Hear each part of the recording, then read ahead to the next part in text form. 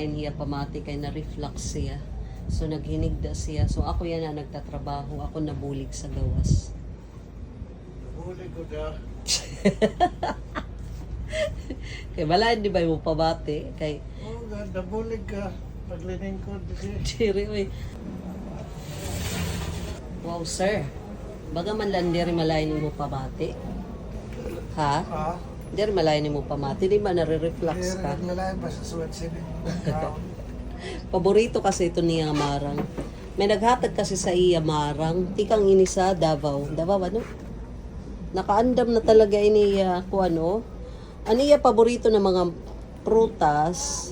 Marang. Nakita kasi niya dragon fruit. Pero sinatong palit Greg nga dragon fruit.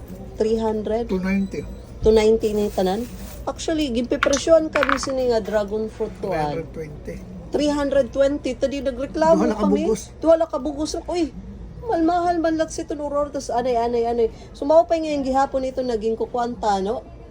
Ginmumugo ba kay na overpriced sira no. Kung pasagdan mo la, presyohan ka talaga mahal. So, Palit with balitaw. para palit kami so 320 ba naman ang usa? Pero kada ko anduha o. Kada ko gandat niya.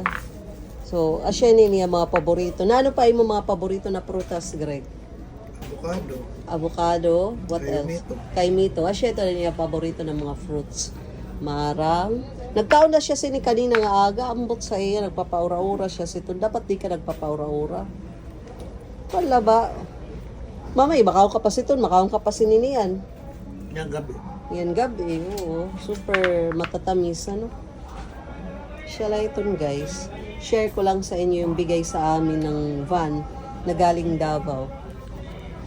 Ako, paborito ko gadlat ito. Paborito ko ito na marang kay sadto si Manunana may dasa na marang di na baligya sa highway. Para palit ka bisito. Siya ton first time mo makakount sa marang ano kan Manunana. Kan Manunana kay paborito ko. Dito siya nakatilaw. Patay na si Nana, no? Patay na kay kuan diabetic ato si Manunana again. Rest in peace yan Manunana. Oo. Nanamdala. Santo pa to namatay. Pero diri good siya kuan marasak. An mas mao pay sinian matambukan iya kuan. Marasa. Marasa. Diri kasi siya dagko. May da kasi sa dadagkuan unod.